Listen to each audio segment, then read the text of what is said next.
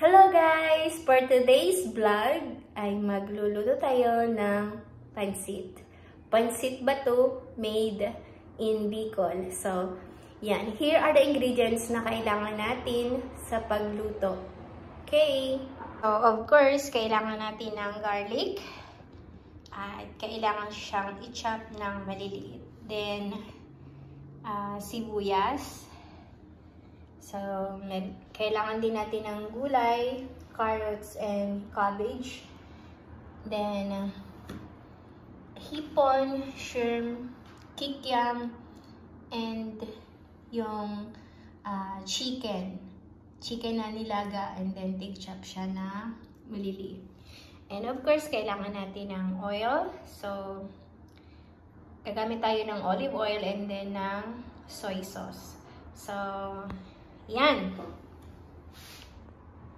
So, tara, magluto tayo ng pansit bato. Ang pinakamasarap na pansit sa balat ng lupa. So, yun guys. Ang mga ingredients na kailangan natin. So, yun. Magluto na tayo. At tikman natin ang pinakamasarap na pansit sa buong universe. Let's start! First guys, ay papainit muna natin yung lulutuan natin and lagyan natin ng konting olive oil para lutuin ang garlic at saka ang sibuyas. And guys, ng olive oil. Actually, dapat ano lang naman, vegetable oil. Pero nandito tayo sa Italy, olive oil. Yan yung available.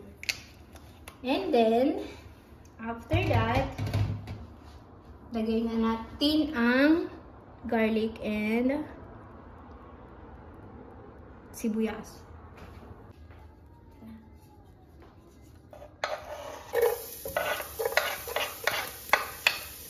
Yan natin ang liwanag.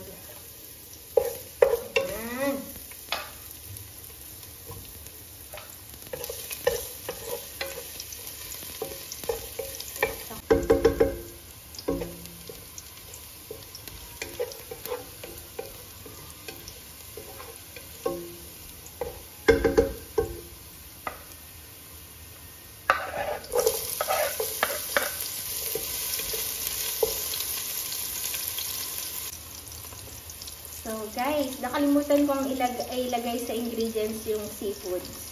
Pero yun nga, after ng garlic at saka yung sibuyas, lagay natin yung seafoods para medyo malasa siya. Yan. So, bali, ito guys, yung pinaka main ingredients natin sa ating menu ngayon, yung pansit. So, ito ay gawa sa aming probinsya. Ang pansit bato.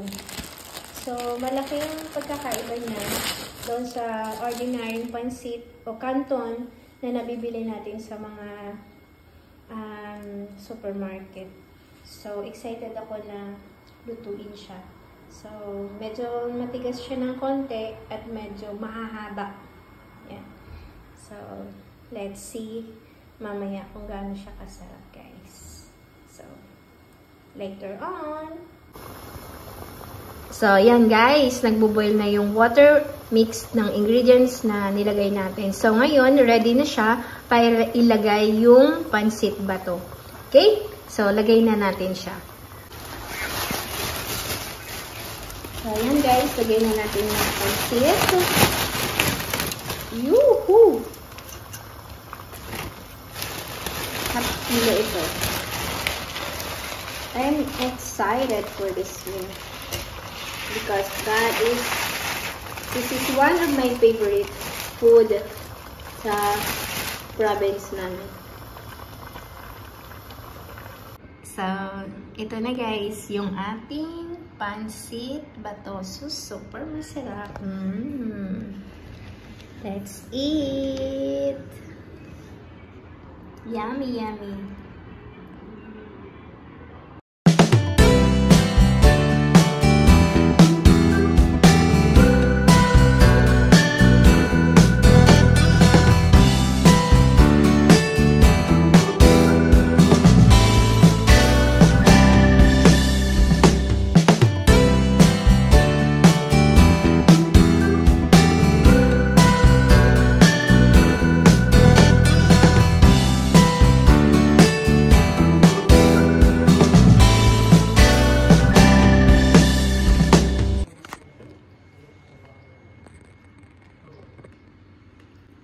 The best, guys.